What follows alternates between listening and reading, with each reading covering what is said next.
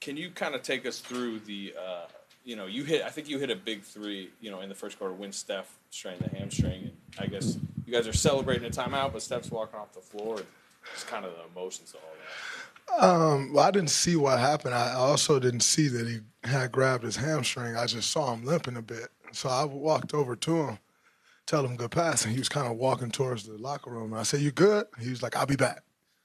And he just kept it pushing.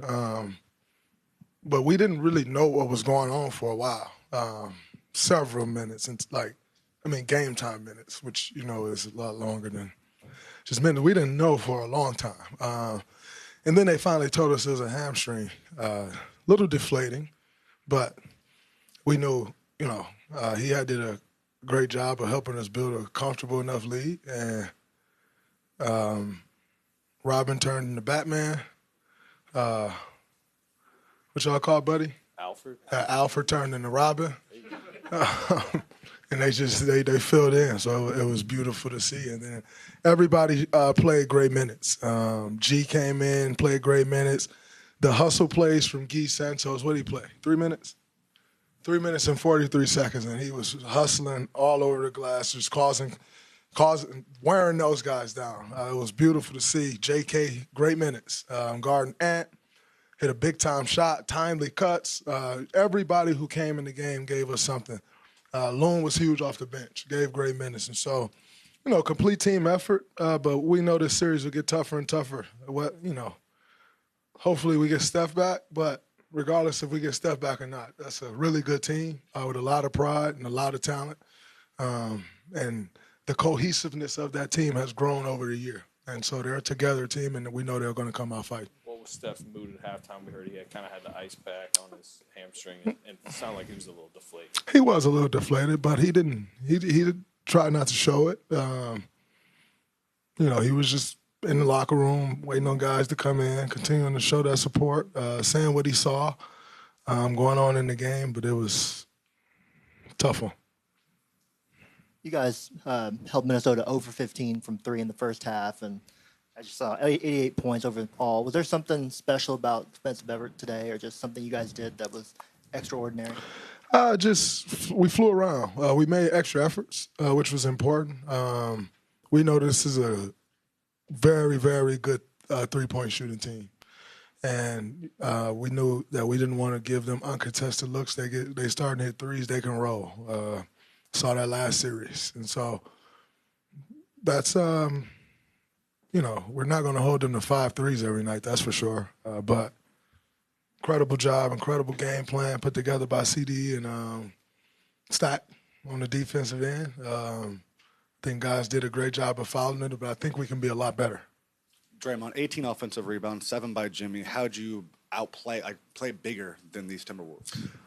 I think, just being relentless. We talked about that before the game, just like, we got out-rebounded pretty badly in the Houston series. It's not necessarily that we're going to come out-rebound this team, although we did, but we can try to cut that back some. Let's not let that be a staple, and we're trying to outplay the rebounding edge. So, the 18 offensive rebounds was huge. Loon got some big ones. But in saying that, they missed a lot of shots. And it's important that we're not giving up offensive rebounds. Rudy did an incredible job starting that game, getting offensive rebounds. And we were able to clean it up a bit as the game went on. But Rudy's a great offensive rebounder, has been his whole career. Showed that a lot in that Lakers series. So it was something that we wanted to target, focus in on. But it's a complete team effort, man. It's tough to box out Rudy and go get the ball. So our guards did a great job of coming back and cleaning up those rebounds, and then it allowed us to get out and run. You hit 4 3-pointers. How much were you channeling Steph tonight? No, don't put that on me. I just wanted to come out, be aggressive, and take open shots. I missed the first one, which felt very good, and the second one went.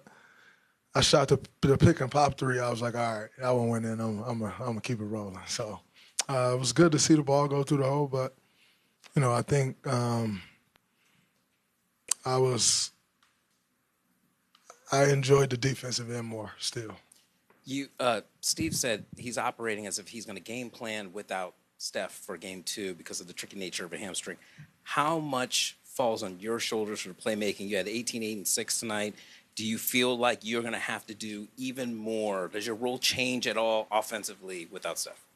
I think, I had 4 turnovers again tonight, so I think just taking better care of the ball because your margin for error shrinks dramatically without Steph. And so we'll see what Coach has in store. I'm not going to come out and be like, oh, man, I need to be Steph. Like, I can't do that.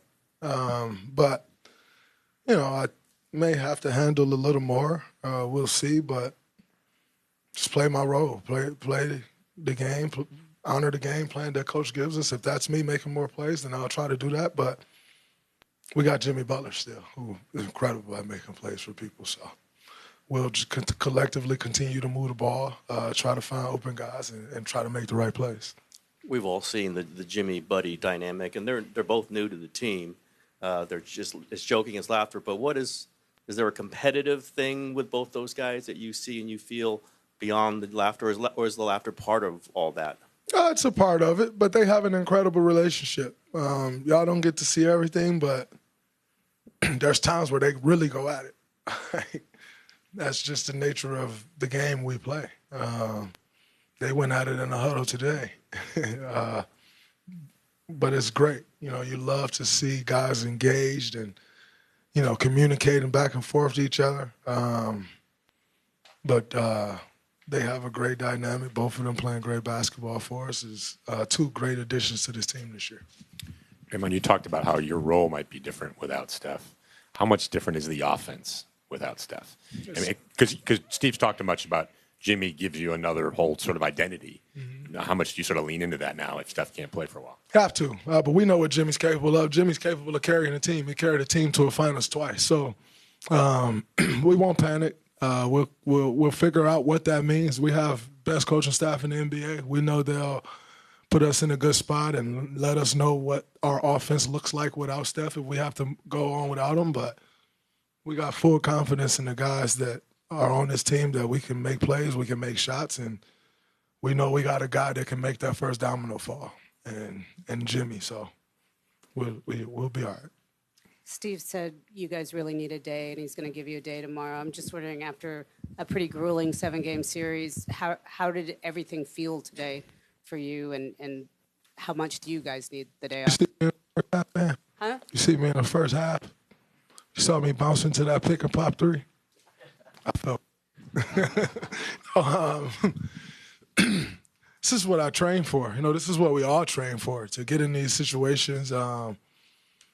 Beautiful thing about the NBA is you play back-to-backs all year, so getting 1 day of rest is plenty. Anytime you can get a day, it's always great for the recovery. So I think we have an incredible training and performance staff. And they've taught me, but this team, everyone, so much about your body and recovery and how to expedite that process. And so we follow their lead, led by Rick, but the performance led by DT, and just try to take advantage of all the recovery tactics that we can. But I felt incredible going out there tonight. As someone who's been through this a lot, what is it like watching some of these guys get their first, real high-pressure, high-stakes playoff moments? I know you're witnessing them kind of go through it. What is that like to watch? It's great, because it takes you back to those moments when it was your first time. I always tell people when I've had the absolute honor and some luck to win 4 championships. And the first one was incredible. Everyone after that, the most joy, or you get the most joy out of watching the guys that won it for the first time and their reaction, because it just take you back to that moment. And watching these guys go through their kind of first test in these playoffs is great, because you see who stands up, who struggles a little bit, but as a leader, it's fun because you get to coach those guys through it. You get to grab their hand and walk them through. You get to boost their confidence, if they're having a rough stretch. And so it's always a treat watching guys go through it their first time. But it's on us, myself, Jimmy, Steph down, but Loon, guys who have that experience to coach them up and drag them through it. How crazy is it that Pat Spencer can step into a playoff game and play like that? Pat is a damn good basketball player, and I know he don't look like it. He don't just jump off the page at you when you see him in a basketball jersey. I don't think the number 61 helps him, but he's one of the toughest guys on this team. That includes myself. That includes Jimmy. Pat Spencer is tough as nails, and he don't always get the opportunity to play, but every time he gets the opportunity, he's ready. And I think one thing that he does is he's so big for this team. He's a voice on the bench for us, but he's selfless. And when you have guys that either play low minutes or guys coming back from injury, he goes and plays in those games. He dropped me off so bad when I was coming back from my calf injury. It was embarrassing.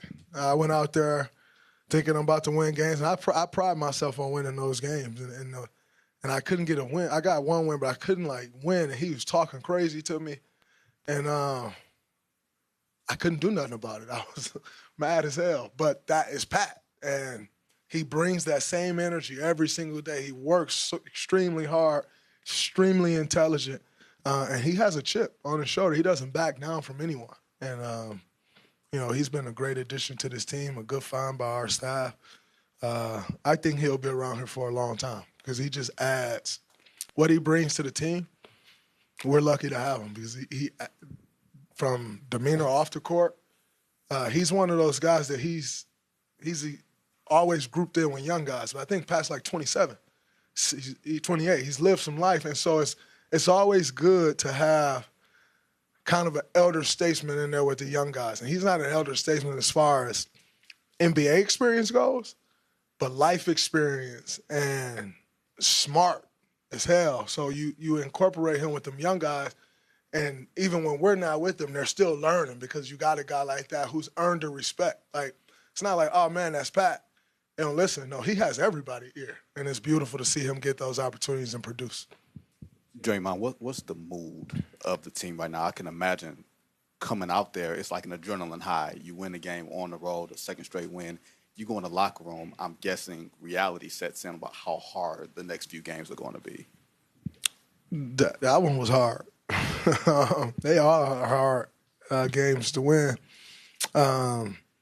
Obviously, things get tougher if we got to go forward without Steph, but it's the same mission. We're trying to keep this thing going, win as many games as we can. So, I'm not going to let that reality set in right now. We'll start figuring that out tomorrow. I'm going to enjoy this win tonight, rest up, recover, and we'll get back to the drawing board. Like I said earlier, I think we got the best coaching staff in the NBA. They'll put us in a position to be successful, and it's on us to go out there and perform.